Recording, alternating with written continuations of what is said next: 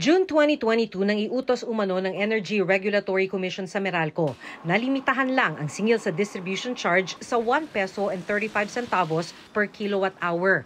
Kabilang na dapat dyan ang metering charge at supply charge. Pero ayon sa National Association of Electricity Consumer for Reform o NASECOR, kung titingnan ang likod ng Meralco bill, naningil ang Meralco ng 2 pesos and 9 centavos para sa distribution, 33 centavos sa metering at 49 centavos sa supply charge. Sobra umano ng 1 peso and 57 centavos sa itinakda ng ERC.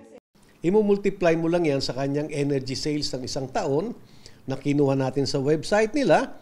Diba? Sa isang taon pa lamang ay lumabas na 82 billion pesos.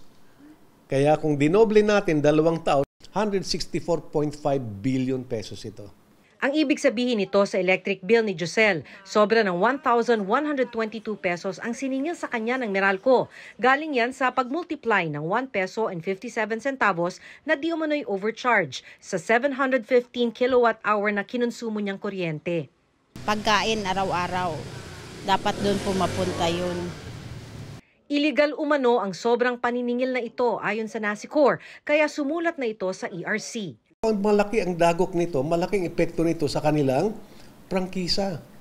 Kinumpirma ng ERC na 1 peso and 35 centavos ang inutos ng ahensya na distribution charge, pero average rate daw ito. Dahil average rate, magkakaibang singil depende sa konsumo at customer class.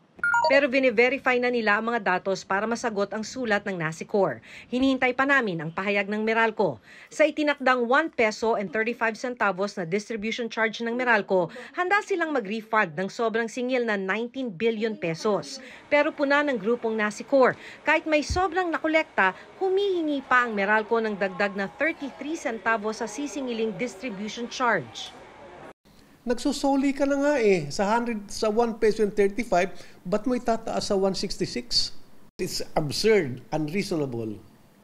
Sabi ng ERC, kaka-file lang ng petisyong dagdag singil ng Meralco. Sasailalim pa raw ito sa mga public hearing at evaluation kung ito ay nararapat.